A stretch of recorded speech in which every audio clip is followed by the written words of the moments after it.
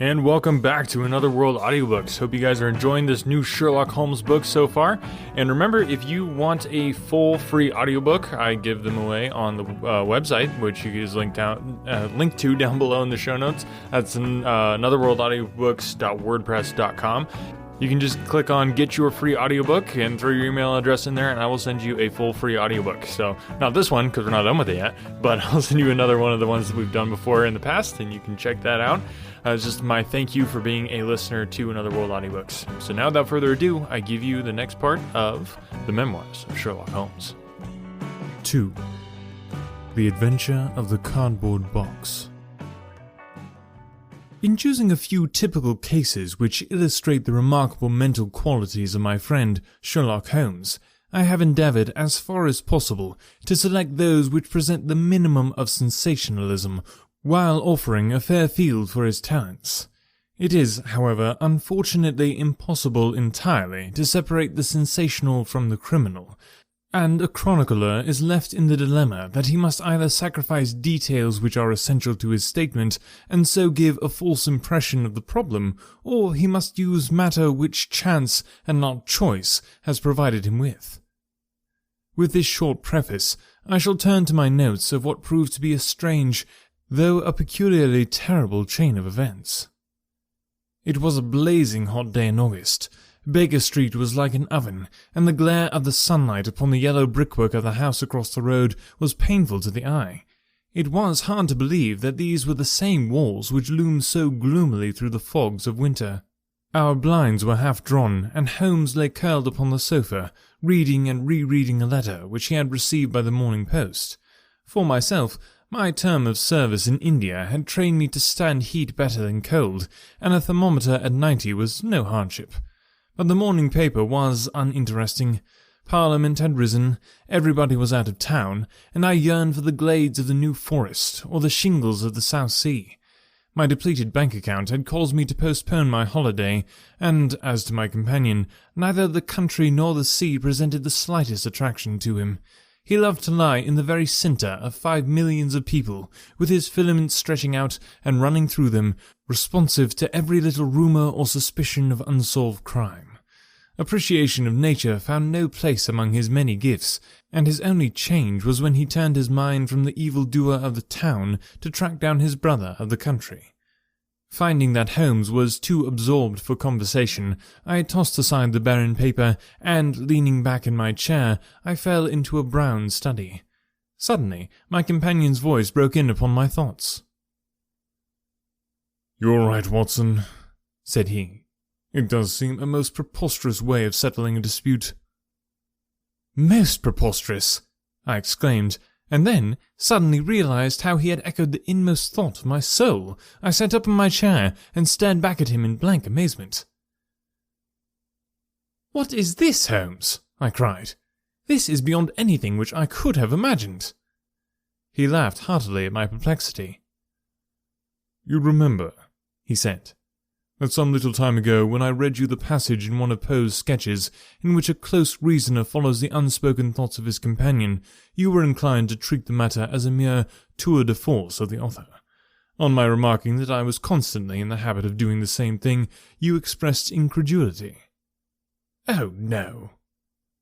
"Perhaps not with your tongue, my dear Watson, but certainly with your eyebrows. So when I saw you throw down your paper and enter upon a train of thought, I was very happy to have the opportunity to read it off, and eventually of breaking into it as a proof that I had been in rapport with you." But I was still far from satisfied. "In the example which you read me," said I, "the reasoner drew his conclusions from the actions of the man whom he observed. If I remember right, he stumbled over a heap of stones, looked up at the stars, and so on, but I have been seated quietly in my chair, and what clues can I have given you?" "You do yourself an injustice. The features are given to a man as the means by which he shall express his emotions, and yours are faithful servants." "Do you mean to say that you read my train of thoughts from my features?" "Your features, and especially your eyes. Perhaps you cannot yourself recall how your reverie commenced?" "No, I cannot." "Then I will tell you. After throwing down the paper, which was the action which drew my attention to you, You sat for half a minute with a vacant expression. Then your eyes fixed themselves upon your newly framed picture of General Gordon, and I saw by the alteration in your face that a train of thought had been started, but it did not lead very far. Your eyes flashed across to the unframed portrait of Henry Ward Beecher, which stands upon the top of your books. Then you glanced up at the wall, and of course your meaning was obvious. You were thinking that if the portrait were framed, it would just cover that bare space and correspond with Gordon's picture over there. "You have followed me wonderfully," I exclaimed. "So far I could hardly have gone astray, but now your thoughts went back to Beecher, and you looked hard across at it, as if you were studying the character in his features. Then your eyes ceased to pucker, but you continued to look across, and your face was thoughtful. You were recalling the incidents of Beecher's career. I was well aware that you could not do this without thinking of the mission which he undertook on behalf of the North at the time of the Civil War, for I remember your expressing your passionate indignation at the way in which he was received by the more turbulent of our people. You felt so strongly about it that I knew you could not think of Beecher without thinking of that also. When, a moment later, I saw your eyes wander away from the picture, I suspected that your mind had now turned to the Civil War, and when I observed that your lips set, your eyes sparkled, and your hands clenched, I was positive that you were indeed thinking of the gallantry which was shown by both sides in that desperate struggle. But then again your face grew sadder, you shook your head. You were dwelling upon the sadness and horror and useless waste of life. Your hand stole towards your own old wound, and a smile quivered on your lips, which showed me that the ridiculous side of this method of settling international questions had forced itself upon your mind. At this point I agreed with you that it was preposterous, and was glad to find that all my deductions had been correct. "Absolutely," said I, "and now that you have explained it, I confess that I am as amazed as before." "It was very superficial, my dear Watson, I assure you. I should not have intruded it upon your attention had you not shown some incredulity the other day. But I have in my hands here a little problem which may prove to be more difficult of solution than my small essay in thought-reading. Have you observed in the paper a short paragraph referring to the remarkable contents of a packet sent through the post to Miss Cushing of Cross Street, Croydon?" "I saw nothing." "Ah, then you must have overlooked it. Just toss it over to me. Here it is, under the financial column. Perhaps you would be good enough to read it aloud." I picked up the paper which he had thrown back to me and read the paragraph indicated. It was headed, "A Gruesome Packet." Miss Susan Cushing, living at Cross Street, Croydon, had been made the victim of what must be regarded as a peculiarly revolting practical joke, unless some more sinister meaning should prove to be attached to the incident. At 2 o'clock yesterday afternoon, a small packet, wrapped in brown paper, was handed in by the postman. A cardboard box was inside, which was filled with coarse salt. On emptying this, Miss Cushing was horrified to find 2 human ears, apparently quite freshly severed. The box had been sent by parcel post from Belfast upon the morning before. There is no indication as to the sender, and the matter is the more mysterious as Miss Cushing, who is a maiden lady of 50, has led a most retired life, and has so few acquaintances or correspondents that it is a rare event for her to receive anything through the post. Some years ago, however, when she resided in Penge, she left apartments in her house to 3 young medical students, whom she was obliged to get rid of on account of their noisy and irregular habits. The police are of opinion that this outrage may have been perpetrated upon Miss Cushing by these youths, who owed her a grudge, and who hoped to frighten her by sending her these relics of the dissecting rooms. Some probability is lent to the theory by the fact that one of these students came from the north of Ireland, and, to the best of Miss Cushing's belief, from Belfast. In the meantime, the matter is being actively investigated, Mr. Lestrade, one of the very smartest of our detective officers, being in charge of the case. "So much for the Daily Chronicle," said Holmes as I finished reading. "Now for our friend Lestrade. I had a note from him this morning in which he says, 'I think that this case is very much in your line. We have every hope of clearing the matter up, but we find a little difficulty in getting anything to work upon. We have, of course, wired to the Belfast post office, but a large number of parcels were handed in upon that day, and they have no means of identifying this particular one, or of remembering the sender. The box is a half-pound box of honeydew tobacco, and does not help us in any way. The medical student theory still appears to me to be the most feasible, but if you should have a few hours to spare, I should be very happy to see you out here. I shall be either at the house or in the police station all day. What say you, Watson? Can you rise superior to the heat and run down to Croydon with me on the off chance of a case for your annals? I was longing for something to do. You shall have it then. Ring for our boots and tell them to order a cab. I'll be back in a moment when I have changed my dressing gown and filled my cigar case. A shower of rain fell while we were in the train, and the heat was far less oppressive in Croydon than in town. Holmes had sent on a wire, so that Lestrade, as wiry, as dapper, and as ferret-like as ever, was waiting us at the station. A walk of 5 minutes took us to Cross Street, where Miss Cushing resided. It was a very long street of 2-story brick houses, neat and prim, with whitened stone steps and little groups of aproned women gossiping at the doors. Halfway down, Lestrade stopped and tapped at the door, which was opened by a small servant girl. Miss Cushing was sitting in the front room, into which we were ushered. She was a placid-faced woman, with large, gentle eyes and grizzled hair coming down over her temples on each side. A worked antimacassar lay upon her lap, and a basket of coloured silks stood upon a stool beside her. "They are in the outhouse, those dreadful things," said she as Lestrade entered. "I wish that you would take them away altogether." "So I shall, Miss Cushing. I only kept them here until my friend Mr. Holmes should have seen them in your presence." "Why in my presence, sir?" "In case he wished to ask any questions." "What is the use of asking me questions when I tell you I know nothing whatever about it?" "Quite so, madame," said Holmes in a very soothing way. "I have no doubt that you have been annoyed more than enough already over this business." "Indeed I have, sir. I am a quiet woman and live a retired life. It is something new for me to see my name in the papers and to find the police in my house.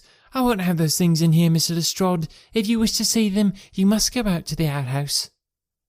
It was a small shed in the narrow garden which ran behind the house. Lestrade went in and brought out a yellow cardboard box, with a piece of brown paper and some string. There was a bench at the end of the path, and we all sat down while Holmes examined, one by one, the articles which Lestrade had handed him. "The string is exceedingly interesting," he remarked, holding it up to the light and sniffing at it. "What do you make of this string, Lestrade?" "It has been tarred?" "Precisely. It is a piece of tarred twine.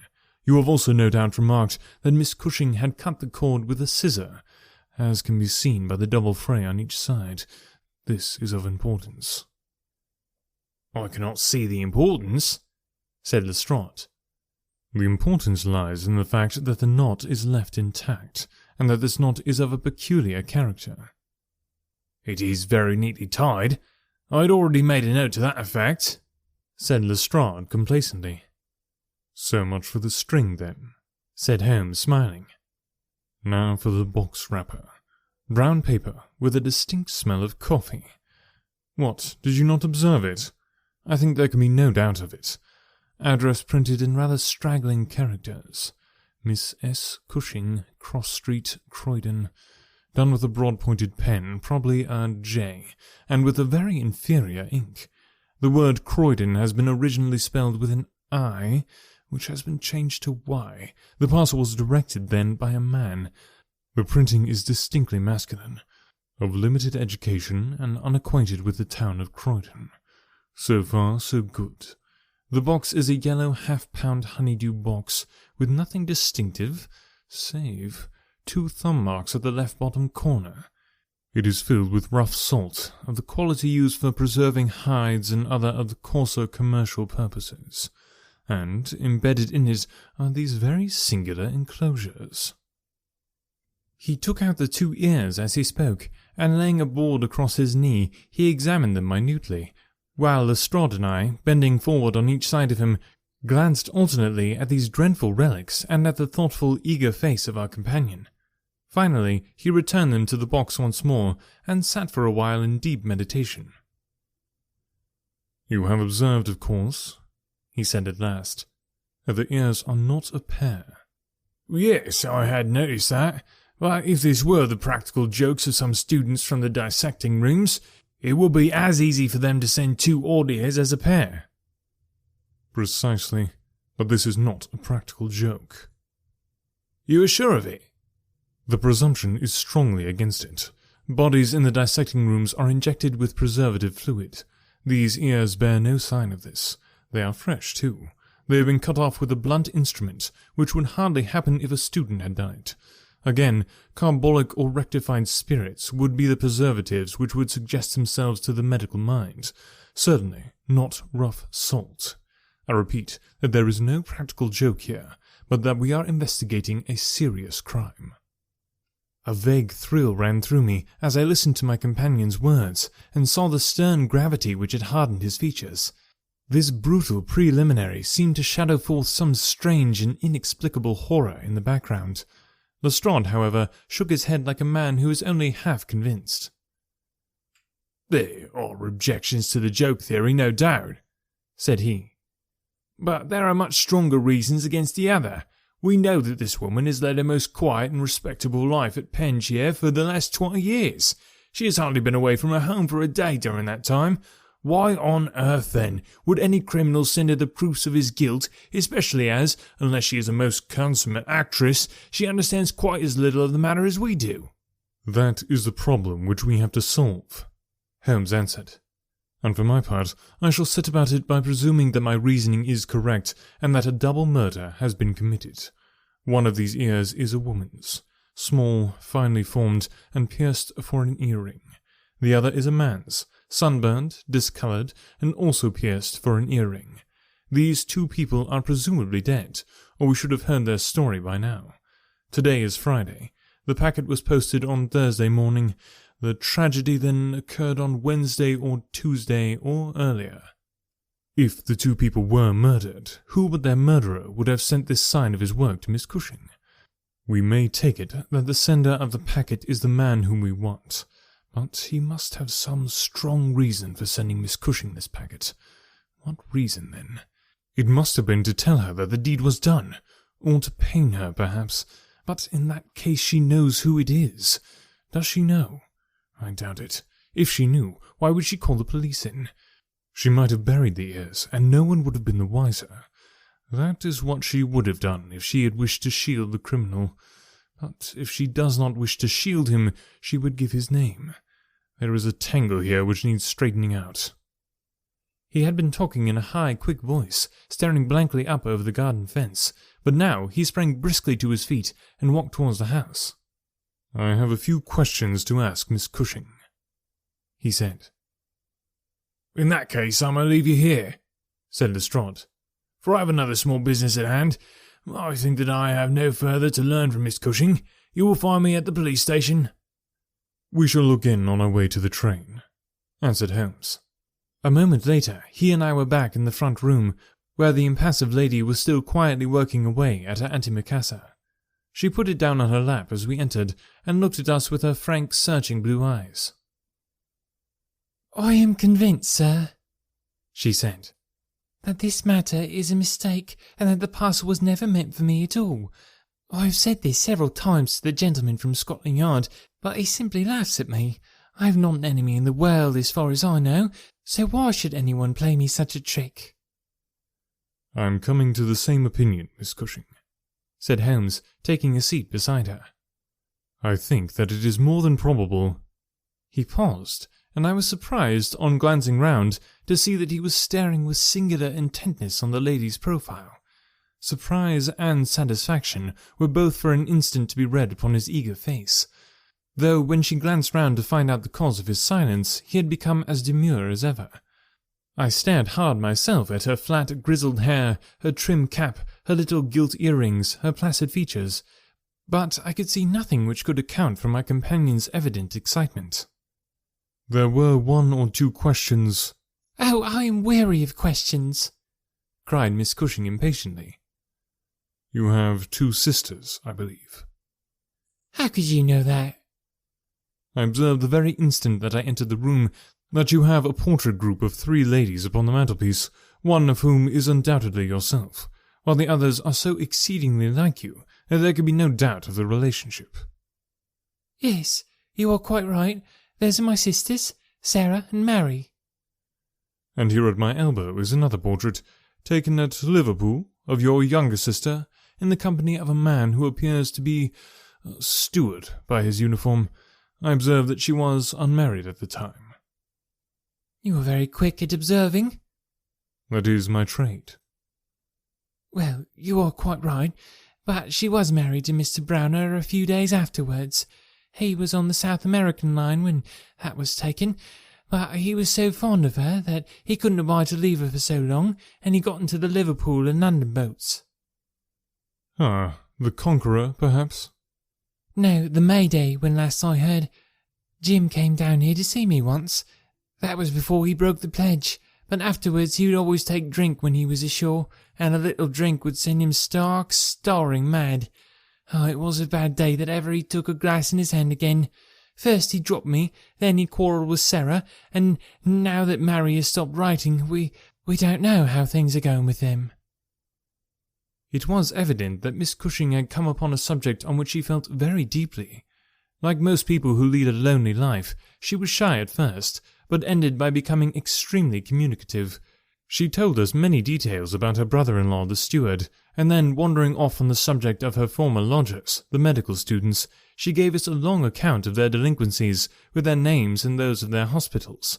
Holmes listened attentively to everything, throwing in a question from time to time. "About your second sister, Sarah," said he. "I wonder, since you are both maiden ladies, that you do not keep house together." "Oh, you don't know Sarah's temper, or you would wonder no more. I tried it when I came to Croydon, and we kept on until about 2 months ago, when we had to part. I don't want to say a word against my sister, but she was always meddlesome and hard to please, was Sarah." "You say that she quarrelled with your Liverpool relations?" "Yes, and they were the best of friends at one time. Why, she went up there to live in order to be near them, and now she has no word hard enough for Jim Browner. The last 6 months that she was here, she would speak of nothing but his drinking and his ways. He had caught her meddling, I suspect, and given her a bit of his mind, and that was the start of it." "Thank you, Miss Cushing," said Holmes, rising, bowing. "Your sister Sarah lives, I think you said, at New Street, Wallington? Goodbye, and I am very sorry that you should have been troubled over a case with which, as you say, you have nothing whatever to do." There was a cab passing as we came out, and Holmes hailed it. "How far to Wallington?" he asked. "Only about a mile, sir." "Very good. Jump in, Watson. We shall strike while the iron is hot. Simple as the case is, there have been 1 or 2 very instructive details in connection with it. Just pull up at a telegraph office as you pass, cabby." Holmes sent off a short wire, and for the rest of the drive lay back in the cab, with his hat tilted over his nose to keep the sun from his face. Our driver pulled up at a house which was not unlike that which we had just quitted. My companion ordered him to wait, and had his hand upon the knocker when the door opened, and a grave gentleman in black, with a very shiny hat, appeared on the steps. "Is Miss Cushing at home?" asked Holmes. "Miss Sarah Cushing is extremely ill," said he. "She has been suffering since yesterday from brain symptoms of great severity. As her medical adviser, I cannot possibly take the responsibility of allowing anyone to see her. I should recommend you call again in 10 days. He drew on his gloves, closed the door, and marched off down the street. "Well, if we can't, we can't," said Holmes cheerfully. "Perhaps she could not or would not have told you much." "I do not wish her to tell me anything. I only wanted to look at her. However, I think that I have got all that I want. Drive us to some decent hotel, cabby, where we shall have some lunch, and afterwards we shall drop down upon my friend Lestrade at the police station." Alright, thank you guys so much for listening today. And just another quick little plug here. If you go to anchor.fm/anotherworldaudiobooks, you can click on support the show. I've said this before, so I'm pretty sure everybody knows that I do this show because I love to do it, but I want to be able to do more of it. And in order to do that, I'm gonna need your guys' help. So if you did $1, that would be amazing. Like if everybody that was listening did $1, we'd have more than we would need to be able to produce a lot more content for you on a lot more consistent basis, and that's really my goal. So if you want to do that, just anchor.fm/anotherworldaudiobooks. Like I said, even if you just did $1, that would be amazing. But that being said, if you guys don't feel like that's something you can do, I totally understand. I'm not going to hold it against you in any way, shape, or form. I just love that you're listening and that you're sharing the podcast with other people who might enjoy a free audiobook. So with that, we'll be getting into the second part of this story in the Memoirs of Sherlock Holmes here next week. So I'm looking forward to that. Hope you guys are too, and we'll talk to you then.